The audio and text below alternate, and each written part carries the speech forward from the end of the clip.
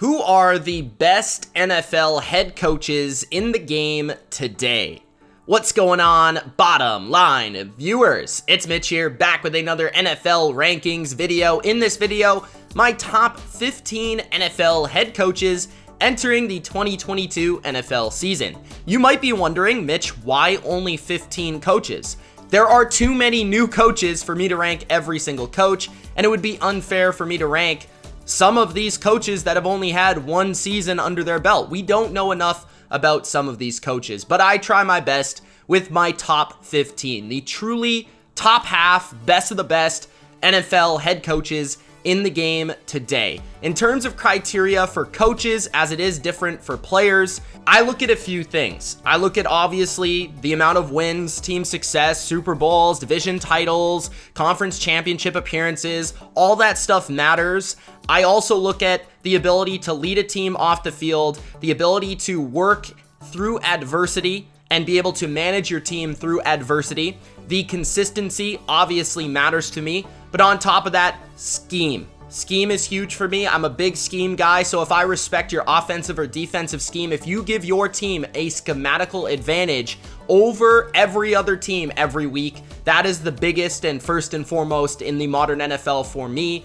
And then lastly, but certainly not least, is the level of difficulty. How good is your quarterback? How good is your roster? What's the situation you are in? Coaches have to deal with a different level of difficulty. If your level of difficulty is tougher, harder, then I put more respect on your name as a head coach. So those are all the things I'm looking for from a NFL head coach. And the last thing I should mention here is that I'm only really looking at a brief window of time. I'm not looking at the last 10 years, the last decade, the last 15 years, even the last 5 years. I'm looking at the last 3 years. I'm really looking at 2019 till now. Who have been the best coaches in the NFL, and who would I want as my coach of my team if I had to start a team today? And that's how I rank these coaches entering 2022.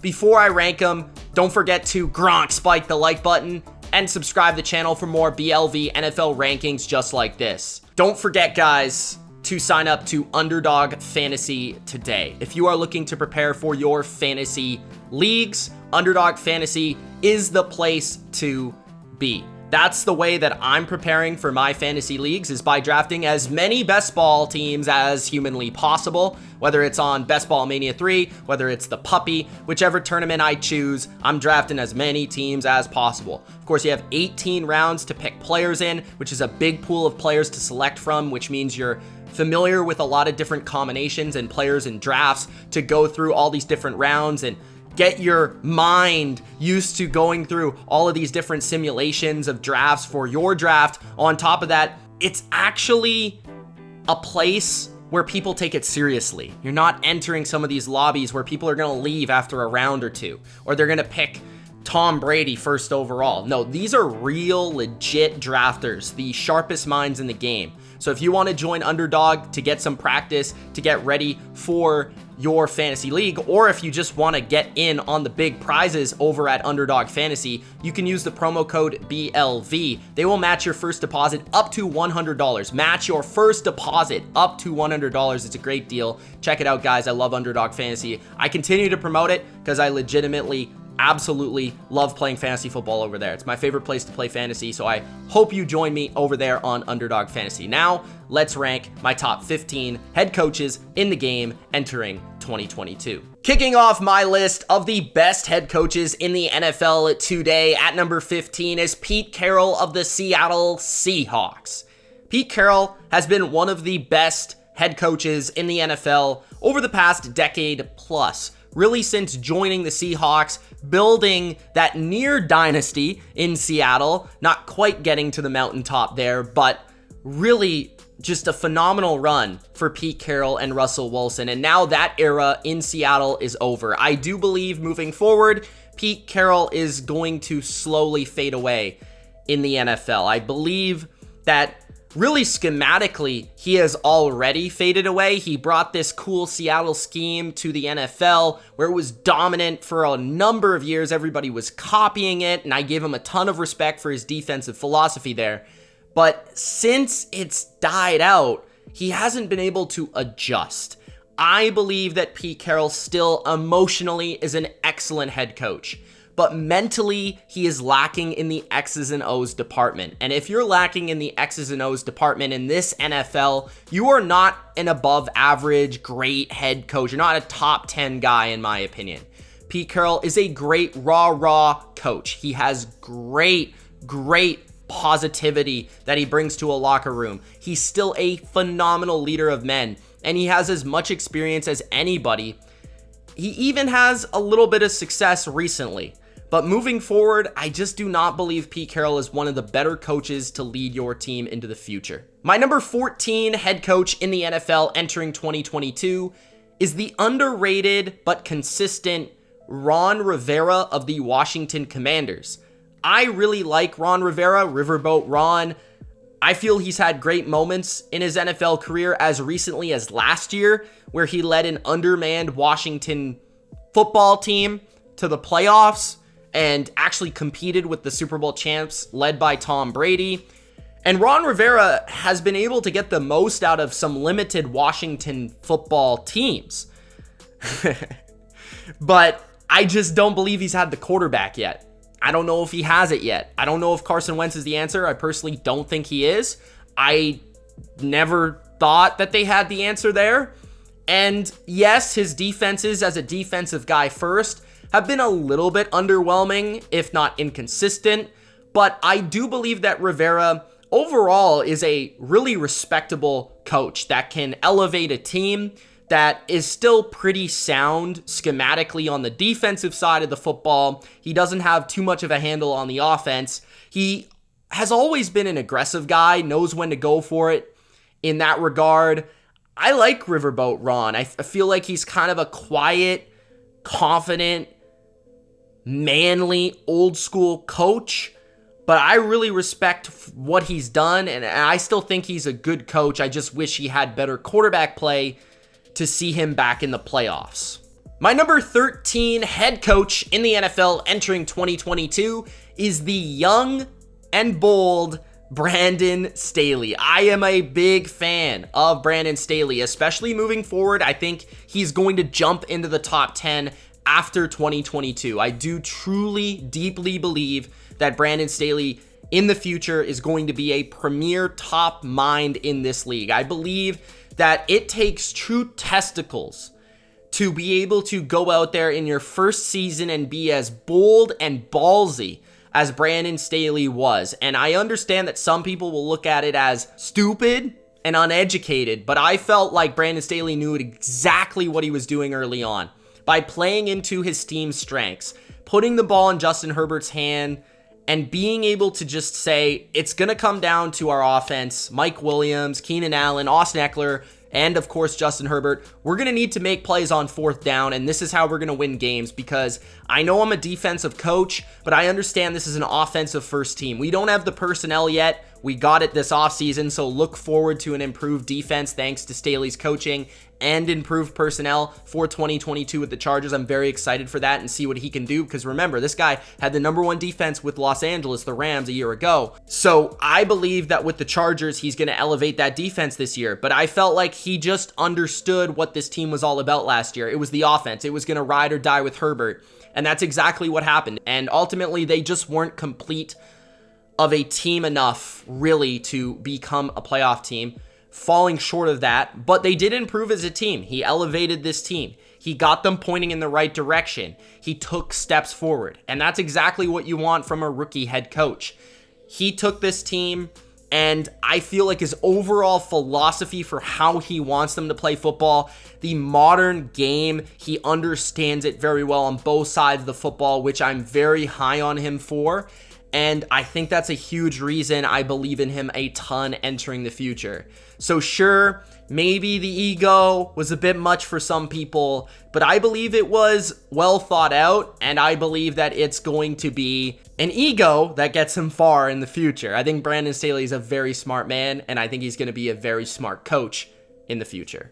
My number 12 head coach in the NFL entering 2022 is Zach Taylor of the Cincinnati Bengals. You have to give some respect to Zac Taylor for bringing the Cincinnati Bengals of all franchises to the Super Bowl. I understand that a lot of the success comes down to the combination of Joe Burrow, Jamar Chase, and then you can throw in T. Higgins, Joe Mixon, and Tyler Boyd, and even a strong defensive performance. But Zac Taylor, what I really love about Zac Taylor is how he realizes he's not the next coming of Bill Belichick. He's not the next Sean Payton.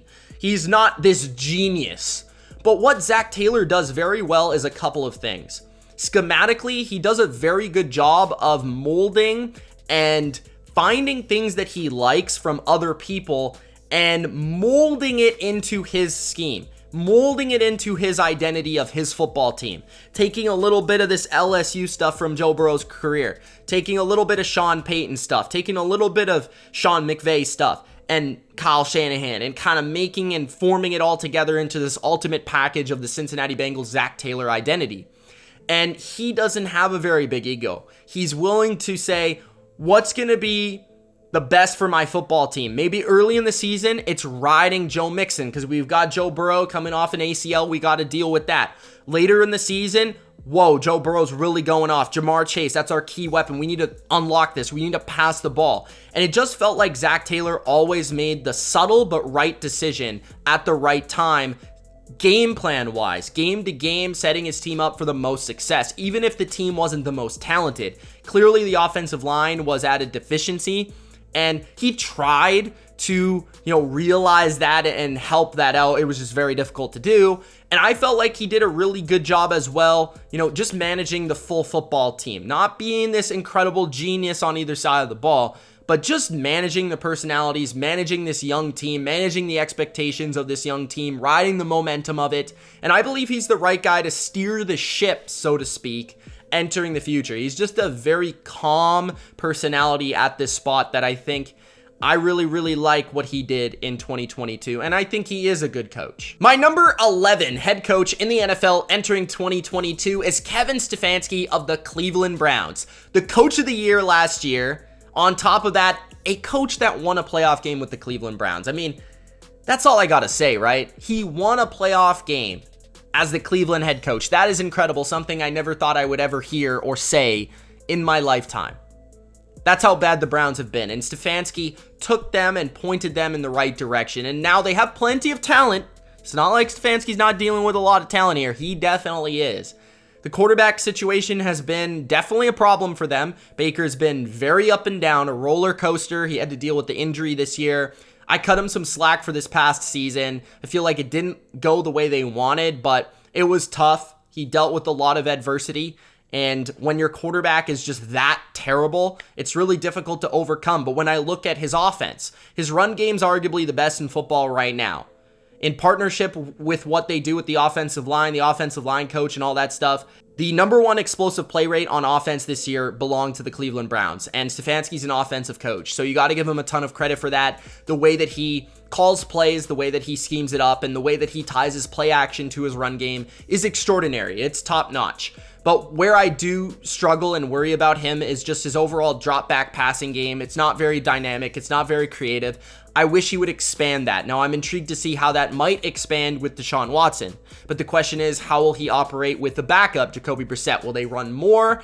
How will the pass game be? Will it be more simplified than it already was? And I just feel like he's a guy that understands modern football, the game today. He always plays towards his team's strengths, which is typically running the ball, being a run, ground and pound team, even though he understands that typically passing is the way to play. And I overall just want to see him maybe have a bigger impact in terms of being a personality and a leader. I don't think he's huge in that department, but I think overall he's a smart guy. And he understands he has a talented team, so he kind of plays into the team's talent. Entering the top 10 coaches in the NFL today, at number 10 is Frank Reich of the Indianapolis Colts. Frank Reich, I love Frank Reich. I think he's the most underrated head coach in the NFL, and I wanted to place him higher on the list, but the problem is that Frank Reich doesn't quite have the track record of these other head coaches. He just simply does not have the track record, so I couldn't put him any higher. But this is the thing with Frank Reich. He's kind of been messed over. He's been screwed around with to be honest with you, because his quarterback has not been consistent. He's dealing with Phillip Rivers, he's dealing with Carson Wentz, he's dealing with Andrew Luck, he's dealing with Jacoby Brissett. He has a different quarterback like every year, so it's really difficult to have consistent success. I do believe his success will be back in the playoffs this year with Matt Ryan with an actual realistic chance of making a run. I think this is the best quarterback he's had since Andrew Luck left, including Phillip Rivers, who I thought played well for them. But Matt Ryan's going to unlock the passing game in a way that we haven't seen from this offense in a couple of seasons, because I think Matt Ryan can work the intermediate level extraordinarily well. I think Frank Reich has a really good passing game. Personally, I think he's one of the most underrated and best play callers in football because he's really well-rounded. He can run the ball really well and has very effective runs. He also can pass the ball consistently with a lot of different effective passing plays on top of having screen plays and play action plays. So he's just a brilliant offensive guy. I think he's also an underrated leader of men. And I also believe that he's just very good with the overall offense and how that sets up a game. And his decision making is always really good and strong. Sometimes it doesn't follow through, and sometimes it doesn't always come through with execution. But I believe that he always kind of puts his team in the right spot to win these games. It's just ultimately they haven't quite had the talent or the quarterback play to be able to do it. So I think Frank Reich is a lot better than his resume actually suggests. I think he's a brilliant guy. I feel like he's going to see more success in the future. Now, Matt Ryan could give him some success this year, but after that, I mean, they're gonna have to find a quarterback for this guy, because I'm gonna feel bad if Frank Reich's consistently dealing with the next old quarterback that's a little bit over the hill. My number 9 head coach in the NFL today is Matt LaFleur of the Green Bay Packers. There are some things that I love about Matt LaFleur. There are some things that I don't quite love about Matt LaFleur.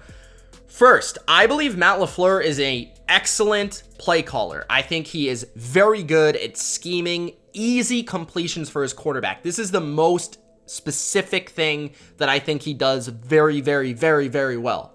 Elite at just finding yak plays for his quarterback. Easy, quick throws. Even if he didn't have Aaron Rodgers, I believe that this Packers offense would be pretty darn good. And Aaron Rodgers has been the back-to-back MVP, so that speaks volumes. But when you look at Aaron Rodgers' statistics, he's actually one of the few quarterbacks that has more yards thanks to yards after catch than actual intended air yards, like actual yards. So that's crazy, right? And that just speaks to how sound this offense is. On top of that, he has an excellent running game with a 1-2 punch of Aaron Jones and A.J. Dillon.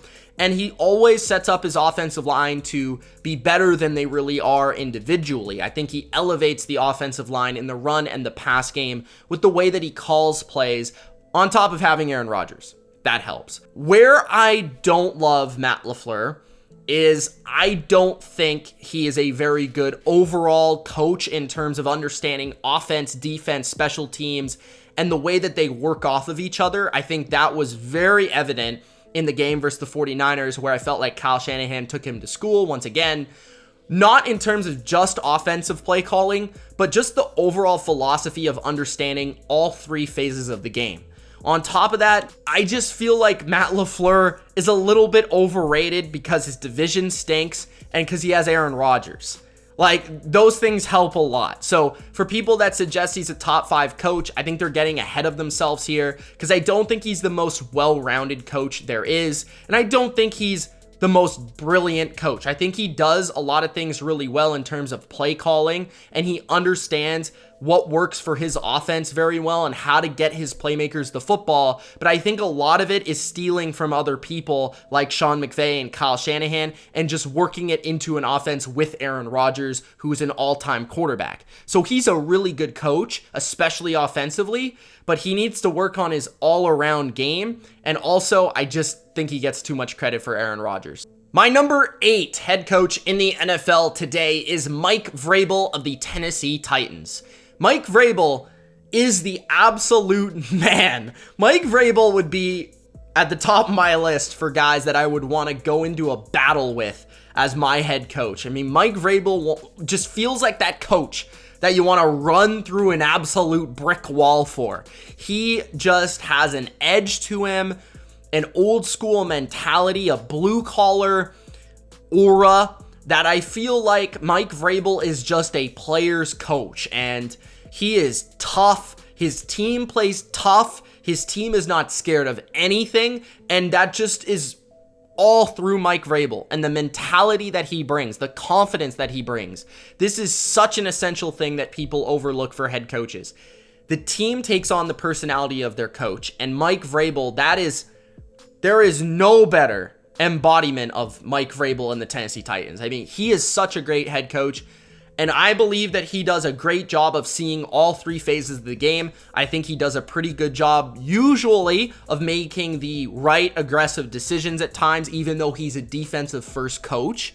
I think he understands all aspects of complementary football, how to manage a game, all of that. The clock he does a good job with overall. I think he's even tricked some of the best in the game at certain moments. And man, this guy's success speaks for itself. Number 1 seed in the AFC when they had really no reason to be that last year. He's been to the AFC Championship game, and he's been to the playoffs, I believe, all 3 seasons. I believe that Mike Vrabel is a really good coach, and he's continuing to really get better. You see that his defense as well is starting to increase its success. So Vrabel is a top 10 coach. I think he'll be it for a while. My number 7 head coach in the NFL today is Mike Tomlin of the Pittsburgh Steelers. Tomlin and Vrabel are pretty similar. Not only are their names Mike, but they have a similar identity, aura, personality. They bring a confidence, and they're great leaders, great motivators. They manage personalities extremely well. And with them, you see their identity from their football team within their personality. And that's what I respect about both of them. And I think the same thing is true about Mike Tomlin. The other thing with Mike Tomlin is this guy is kind of a magician in terms of taking teams that just don't feel like they should be any good or should be competent or should be successful. And somehow he maneuvers into having a winning record. And it's absolutely incredible. I want to see how he does it without Big Ben, because I think Big Ben has helped him a ton. I mean, he's a Hall of Fame quarterback, in my opinion. I also believe that Mike Tomlin has always kind of been an overrated schematical coach. I feel like a lot of the times he gets out-schemed by the best coaches in football. But the way that he manages personalities, the way that he can continue to win through adversity, the way that he can adapt to his football teams consistently, and the way that he just continues to win year after year, you have to put him at least at number 7. He's a great coach. I just wonder how that's going to change without Big Ben. My number 6 head coach in the NFL today is Sean McDermott of the Buffalo Bills. Sean McDermott, to me, has the tough, old-school, blue-collar mentality that you want on a football team with a head coach. He understands the importance of a running game and stopping the run and being this defensive guy. But he's also very open and very adaptable and very understanding of being like, okay, we got Josh Allen, this alien, so we're going to throw the ball 45 times. It doesn't matter, right? So that's what I really love about Sean McDermott. He's a defensive coach. He wants to play defense. He wants to run the ball. Like, that's what he wants to do. But he's ultimately going to do what his team does best to win the games. And that's been kind of an open passing game team. And yet it's never taken away from his defense. His defense is always brilliant, and he always elevates talent that I think most of the time is fairly average. He makes a pretty average talent defense a very good elite defense with the way that he schemes it up. He is perhaps the best defensive schemer today in terms of zone coverage, finding the spots where offenses want to attack you and then placing the right players in those spots to be able to take certain money concepts away from that coordinator or that quarterback. Sean McDermott is such an awesome defensive coach, such a good adapter to the modern game. And that's what I love about him. The combination of old school and new school, that is Sean McDermott to me at number 6. My number 5 head coach in the NFL today is John Harbaugh of the Baltimore Ravens. Big time respect for John Harbaugh and what he's done over the course of his NFL career. Former Super Bowl champion, consistent winning coach, and another guy that special teams background, mostly defensive attitude, but understands what his team needs to do to be able to win. And it feels like this guy makes the best decisions in the NFL. When it comes to fourth down decisions, when it comes to game on the line, Do I go for this? Do I put the ball in the hands of Lamar? Or do I kick it with Justin Tucker? Do I punt it away? Do I trust my defense? Like, what do I do here? John Harbaugh, situationally, is as good as anybody in the NFL, if not better than anybody in the NFL. He is phenomenal in terms of just those decisions that decide the game. It comes down to this: what are you going to do? And Harbaugh is at the top of the list there.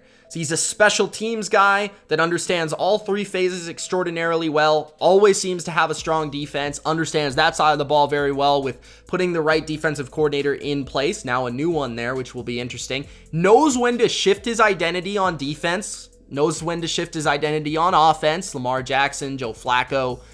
And I want to see if he continues to push his offense forward and get a little bit more out of Lamar and Greg Roman. And I want to see what this new defense looks like. But John Harbaugh is just a very good visionary of a football team and understanding where the game is going. My number 4 head coach in the NFL today, this might be slightly surprising, Bill Belichick of the New England Patriots. Now, don't get me wrong, Bill Belichick's the greatest coach in NFL history, but every coach has their peaks and their valleys, and every coach has their ups and their downs. And Bill Belichick is, to me, still a great coach. He's still elite. And if you put him at number 1, I wouldn't even be mad at all, whatsoever. I totally get it and understand it. And in terms of what Belichick's still the best at, I think is the little things. I think it's the things that people don't appreciate about Bill Belichick. I think Bill Belichick's actually kind of overrated right now in terms of his schematical prowess. Don't get me wrong, you'll see the odd great defensive performance from his team where they just shut down Justin Herbert and pick him off 3 times. That happens. But still, he gets shredded by Josh Allen 2 consecutive games. That never used to happen with Bill Belichick, ever, no matter which team it was. I feel like it's the little things. It's the culture. It's the understanding of holding player meetings in the offseason to be able to adapt to younger players in the NFL.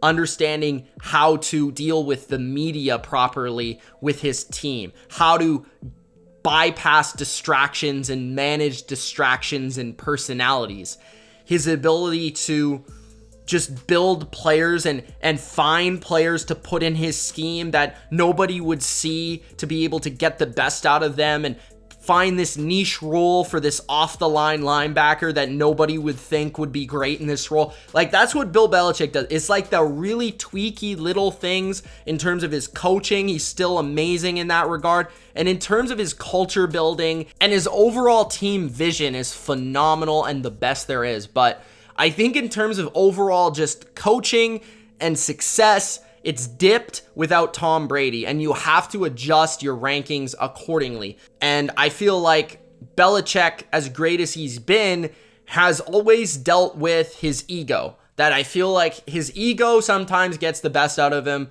and sometimes the simple move is the best move, and sometimes he tries to be this genius architect guy that he doesn't need to be, and he goes off the board in the draft, and the GM of Belichick kind of messes up the coach sometimes, and he makes kind of weird decisions and moves. And another thing I was frustrated about Belichick this year was his 4th down decision making. It's way behind the times and conservative. And I didn't think he was willing to put the ball in the hands of Mac Jones quite enough the way that he needed to. I don't know, man. I think that he sees the game still well. I think he sees the future of the game well. I think he understands. But I also need to see him adjust to it, and I want to see what he can do with Mac Jones in year 2 and year 3. Because remember, this guy's still amazing. He took a rookie quarterback, as good as Mac was as a rookie. He took him to the playoffs. That's still an incredible achievement. So Belichick's amazing, don't get me wrong, but there's some things that are starting, not just starting to bug me, but I think are coming to the surface when Brady isn't bailing you out constantly for making these kind of lame decisions. My number 3 head coach in the NFL entering 2022 is your Super Bowl champion head coach, Sean McVay.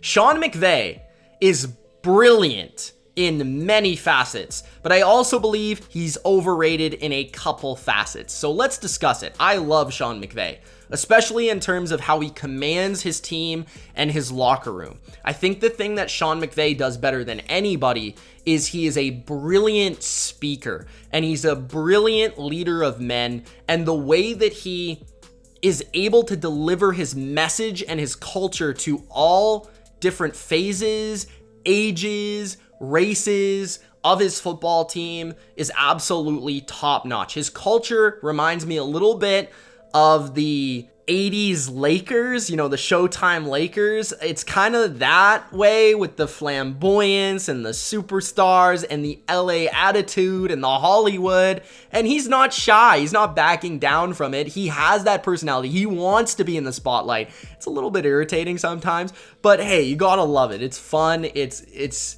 something different. It's totally different from the Patriot way. And I truly respect him for going his own way and being himself. That's what you have to be as a coach. I think he's also an incredible schemer. He's a brilliant offensive mind in terms of passing game. I think the way that he opened up his passing game, add layers to his passing game, post Jared Goff with Matthew Stafford, the big arm of Stafford to be able to hit all these throws, unlocking Cooper Kupp by moving him around so much and never knowing where he's going to be. That is a huge reason Cooper Kupp was successful this year the way that he was. The historic season was because Sean McVay knew where to place him, where to put him, where to get the mismatches, but Stafford would also throw him the football on time. And understanding how that would develop was so key, and where to put Kupp to allow everybody else to shine, like OBJ when he returned and when he went to their offense. And then the running game's always been pretty solid, although simple, pretty solid, good enough. He never strays too far away from it. He always makes you respect it. And I felt like his intermediate short passing game was as good as ever, and his deep passing game was better than ever thanks to Matthew Stafford. I definitely think that he as a coach this year was bailed out more than a few times due to Matthew Stafford. Like, I think if other coaches were there, I think they would have had the same success. And I also believe that if there were other quarterbacks there, and maybe it was Jared Goff, he wouldn't have won the Super Bowl, like not even close. But I do believe that Sean McVay deserves this award. He deserves that Super Bowl. He's been a great coach since he's arrived with the Rams, with LA. He's elevated their franchise, the way we think of the Rams, the way we think of their culture, the way we think of their offense. He's changed the NFL in many ways. He's gotten a lot of his coaches jobs because of how he coaches, how he schemes. I have so much praise for the guy, but I also believe that he was bailed by Stafford due to his very bad clock management, his very poor decision making on first down with running the ball down people's throats for no reason, for being way too conservative. I mean, the guy almost let Tom Brady come back. I mean, he almost let Tom Brady, like, here, Tom Brady, here you go, beat us. Like, I don't know about that one. And then in terms of the Super Bowl, I mean, he did the same thing. He did the same thing continuously. And I just felt like he was in the playoffs. He didn't rise to the occasion. He wasn't the coach. He wasn't the reason his team won. The reason his team won is because of Matthew Stafford, Cooper Kupp, and the defensive talent. Not necessarily because of McVay. And as brilliant as McVay is, I felt like that Super Bowl belonged more to Stafford and the team, the roster, a lot more so than to McVay. So that's why I don't rank him number 1 or number 2, because I felt like he was sort of along for the ride in a strange way. Even though he's a great coach, I still feel like that was the case. He didn't elevate his team to that Super Bowl. I felt like he was just the same guy that he was in 2018 where he choked, but he had Matthew Stafford instead of Jared Goff. That's honestly what I believe. I like Sean McVay a ton, you can clearly tell, but there are still things that I think hold him back from being the best or the second best in the league. My number 2 head coach in the NFL today is Andy Reid. Andy Reid is a phenomenal coach, and he has been for so long. He's been so consistent in so many situations. He's so battle tested. I feel like Andy Reid, since getting that Super Bowl, he's just been relaxed and he's been trying to get another one, but he hasn't quite been the same guy. I feel like he's maybe not quite at his peak the way he was a couple years ago. I felt like Andy Reid was at the peak of his powers in like 2018 and 2019.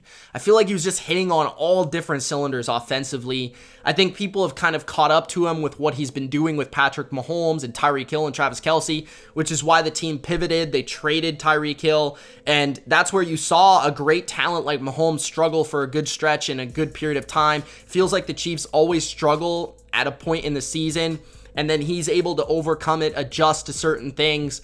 I think also Spagnuolo doesn't get enough credit for how good and how well he does with that defense and how he elevates that defense despite not a lot of talent. And Andy Reid's had brilliant talent on his side in recent seasons. Offensive line last year, the quarterback, the tight end, the receiver.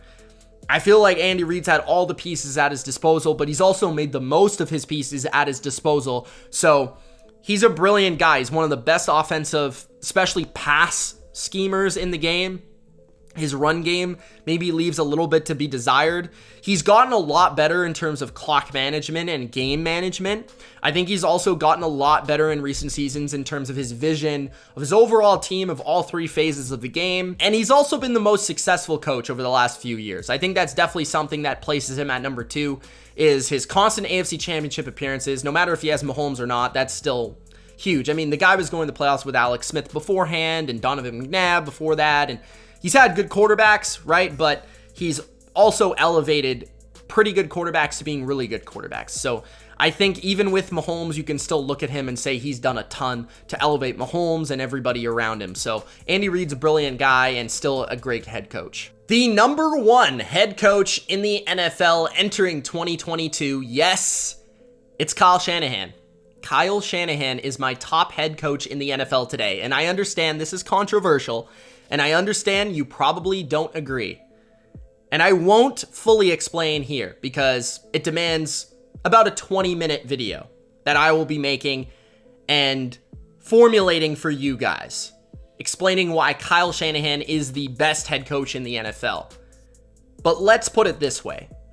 If I needed a head coach right now, July 15th, 2022, to start my franchise, to coach my team, I would be taking Kyle Shanahan without any sort of hesitation whatsoever. No hesitation. The NFL today is an offensive game. Kyle Shanahan is by far the best offensive coach in the NFL, and to me, it's not even close. What he can do with his offense, the way that he sets trends across the NFL, the way that people copy him, the best coaches in the league, Sean McVay, Matt LaFleur, Andy Reid even Bill Belichick is starting to implement Kyle Shanahan philosophies into his offense this year, post Josh McDaniels.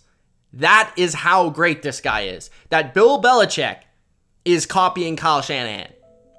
Really. So Kyle Shanahan is just the peak of his powers. This guy, think about it, has gone to 2 NFC championships and a Super Bowl with Jimmy Garoppolo of all quarterbacks. Jimmy Garoppolo, the last 3 years. Jimmy Garoppolo, 2 out of the 3 years to the NFC Championship. Guys, newsflash, Jimmy Garoppolo is not good. He's not a good quarterback, okay? The only guy that's gone to more conference championships is Andy Reid with Patrick Mahomes, right? Sean McVay went with Matthew Stafford. He won the Super Bowl. Congratulations. You don't think if Matthew Stafford was the quarterback of the Niners, they would have beat the Rams? Are you kidding me? I mean, the guy beat him twice in the regular season with Jimmy Garoppolo. Jimmy Garoppolo is not good. And the fact that Jimmy Garoppolo is being managed the way he is in this offense, where Kyle is finding 1,000 different ways to throw the ball 5 yards over the middle of the field because the guy can't stretch the field. He's the worst deep passer in the NFL. The worst, right? They were first in explosive play rate last year. In explosive pass play rate. They were number 1 with Jimmy Garoppolo.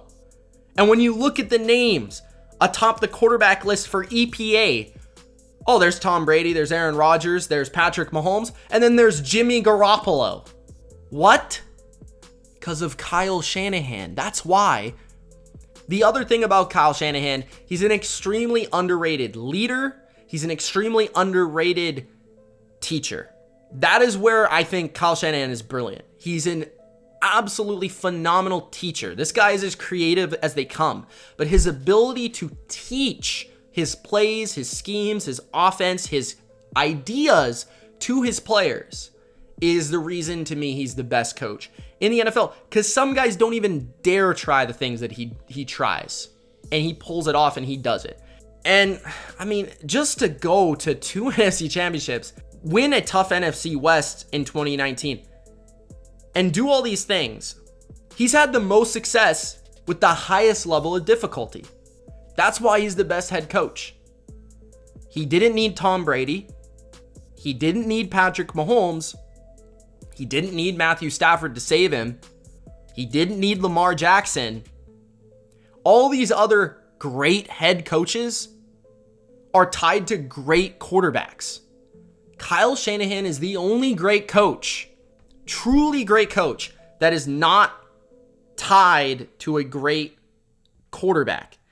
And yet, yes, he hasn't won that Super Bowl yet. But as a Tampa Bay Bucks coach already said, if Jimmy Garoppolo could throw a deep pass, he'd have 2 rings. So I feel bad that Kyle hasn't been able to get those rings yet, because I think he deserves it. I mean, what he was able to do last playoffs, what he's been able to do the last couple of years, despite injuries and craziness, and people saying he's not great because he can't win games with Nick Mullins and CJ Beathard. That's just insane to me. Like, if you just watch this guy's team play, his offense play, you can tell he's different. You could tell he's special. You could tell this guy is generational in terms of his knowledge and how smart this guy is. I mean, he's my favorite coach, and he's also the best coach. I think he truly is the best coach, and I am so pumped to see what he does with Trey Lance.